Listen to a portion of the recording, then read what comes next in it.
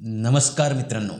एक तरुण उद्योजक, ठरलेलं लग्न, गुप्त प्रेमसंबंध आणि लोहगड किल्ल्यावर घडलेलं एक रहस्यमयी घटना. नेमकं काय घडलं होतं केतन अग्रवाल यांच्यासोबत आज आपण जाणून घेणार आहोत. संपूर्ण प्रकरणामागचं धक्कादायक सत्य पाहत राहा. आज आपण अशा एक प्रकरणाबद्दल बोलणार आहोत ज्याने संपूर्ण महाराष्ट्र हादरवून सोडलेला आहे. पुण्यातील तरुण उद्योजक केतन अग्रवाल यांचा मृत्यू सुरुवातीला एक दुर्दैवी अपघात वाटत होता, पण जसा जसा तपास पुढे गेला तसे तसे धक्कादायक दावे समोर येऊ लागले. प्रेम, विश्वासघात, गुप्त नातेसंबंध, कथित कट, अनेक रिहर्सल आणि शेवटी लोहगड किल्ल्यावर घडलेली ती घटना. मात्र या प्रकरणात अंतिम सत्य न्यायालयाच्या निर्णयानंतरच स्पष्ट होईल. आरोप सिद्ध होईपर्यंत सर्व आरोपींना कायद्याच्या दृष्टीने आरोपी म्हणूनच पाहिले जाते. जर तुम्हाला अशाच सखोल आणि माहितीपूर्ण बातम्या पाहायच्या असतील तर चॅनलला सबस्क्राईब करायला विसरू नका. चला सुरू करूया. नमस्कार मित्रांनो, मी गंगाधर तिरमारे. केतन अग्रवाल हे पुण्यातील एक प्रतिष्ठित रिअल इस्टेट कुटुंबातील 26 वर्षीय तरुण उद्योजक होते. शांत, मेहनती आणि कुटुंबवात्सल्य अशी त्यांची ओळख होती. पण त्यांच्या लग्नाची तयारी जोरात सुरू झाली. उदयपूरमध्ये डेस्टिनेशन वेडिंगचं नियोजन केलं गेलेलं होतं. महाबळेश्वरमध्ये वाढदिवसाची तयारी सुरू होती. सगळं काही स्वप्नासारखं वाटत होतं, पण नियतीने वेगळंच काही ठरवलं होतं. फेब्रुवारी 2026 मध्ये केतन आणि सिया गोयल यांचा साखरपुडा झाला.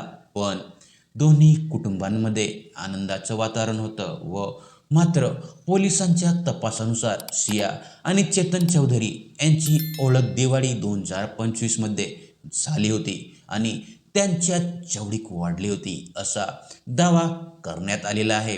पण तपासानुसार दोघांमध्ये हजारो फोन कॉल्स झाल्याचाही दावा पोलिसांनी केलेला आहे. पोलिसांच्या दाव्यानुसार मे महिन्यात लोहगड किल्ल्याला भेट दिल्यानंतर कथित कटाची कल्पना आकारण्यात आलेली होती व त्यानंतरच अनेक वेगळे तिथे जाण्याचा प्रयत्न झाला. पण एकदा तर केतन यांच्या आईने विरोध केल्यामुळे नियोजित ट्रिप रद्द झाल्याचे वृत्त समोर आलेलं होतं. पण पोलिसांच्या म्हणण्यानुसार 14 जून रोजी पहिला प्रयत्न फसला. केतन यांनी झुडपाला धरून स्वतःचा जीव वाचवल्याचा दावा तपासात करण्यात आलेला आहे. पण मात्र या सर्व बाबी न्यायालयात सिद्ध होणे अद्यापही बाकी आहेत. यामध्ये सर्वात महत्त्वाचा मुद्दा म्हणजे 18 जून 2026 तो लोहगड किल्ला आणि एक साधी ट्रिप.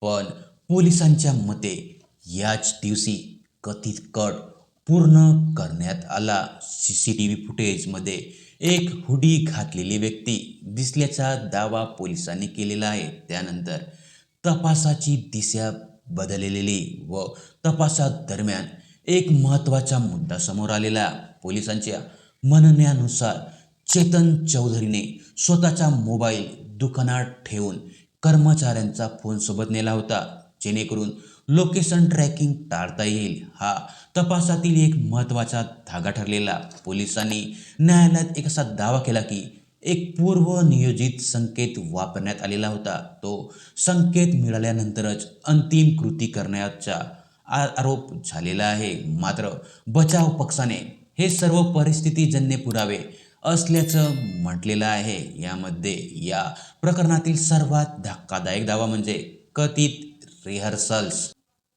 पोलिसांच्या मते गुन्हा करण्यापूर्वी अनेक वेळा सराव करण्यात आलेला होता व दुसरीकडे घटनास्थळांची पुनर्निर्मिती देखील करण्यात आली. अलीकडील घडामोडींमध्ये आणखी एक वळण आलेलं होतं व त्या घडामोडीमध्ये पोलीस आता तिसऱ्या व्यक्तीच्या संभाव्य सहभागाचाही तपास करत आहे. एक युवकाची चौकशी करण्यात आल्याचं वृत्त समोर आलेलं आहे. त्याने स्वतःला कटात सहभागी नसल्याचं सांगितलेलं असून उलट त्याने आरोपींना कसं करू नका असा सल्ला त्यांनी दिलेला होता का?